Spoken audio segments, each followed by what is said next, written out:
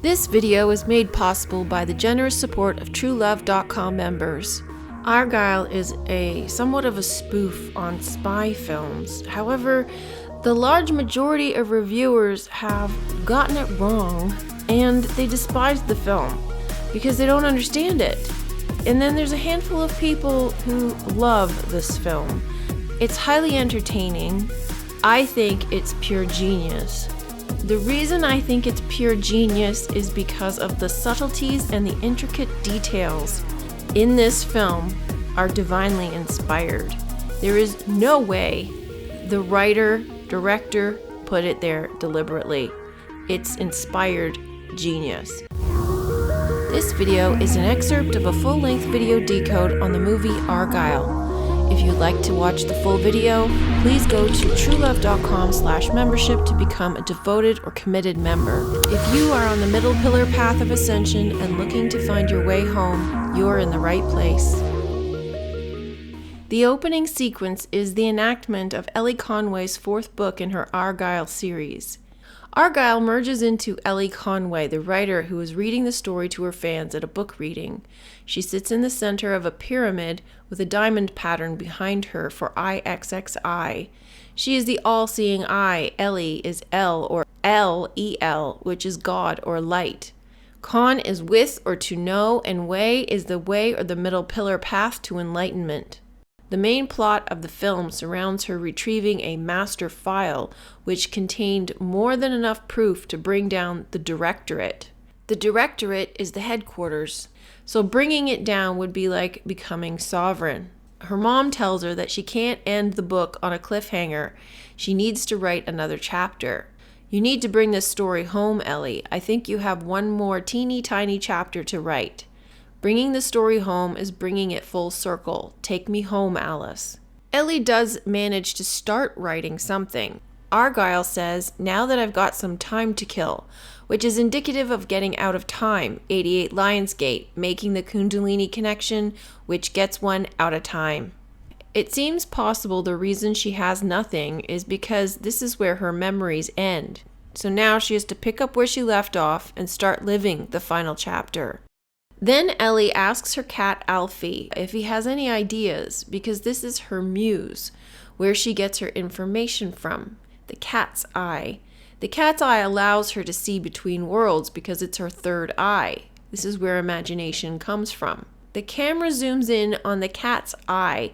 He winks and we transition to Ellie on a train. The cat is in a bag, which is also a vault. Don't let the cat out of the bag. The cat is a secret. The bag has an Argyle pattern or a diamond pattern of IXXI. This story is being told through the cat.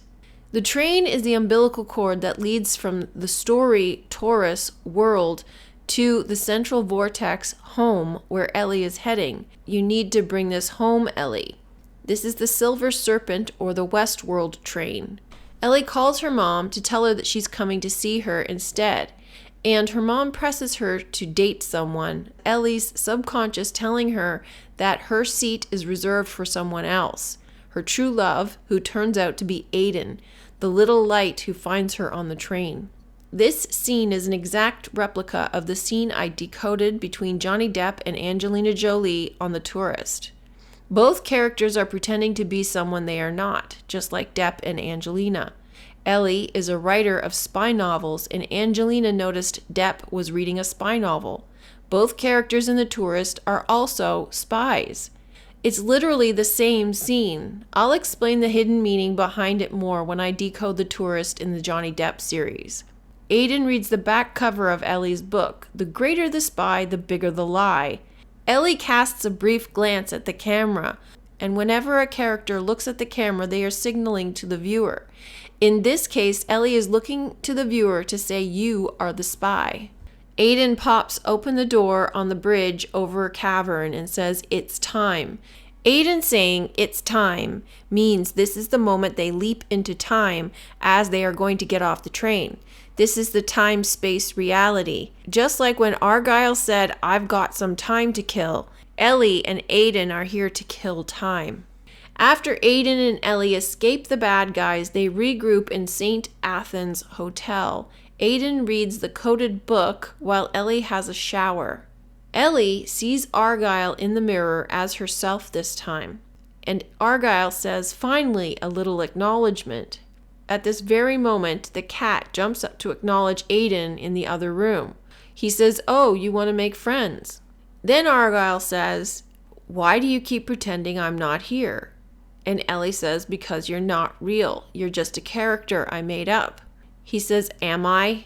The mirror is the cat within her acknowledging the other side.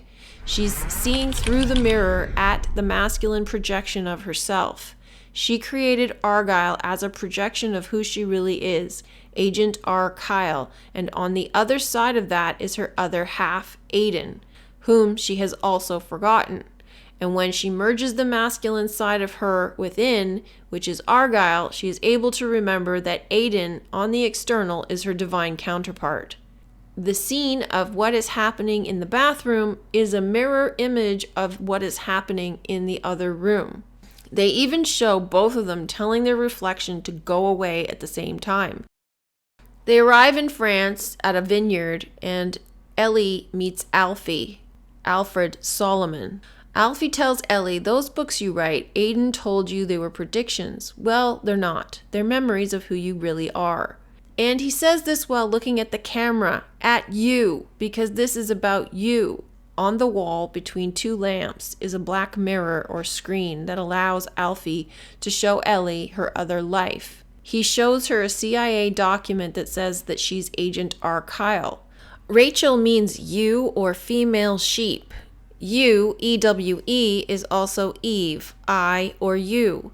Or I, which is the spy. The I spy with my little eye, the inner eye. Kyle means narrow, sound, straight, as in body of water between two islands. We live on an island.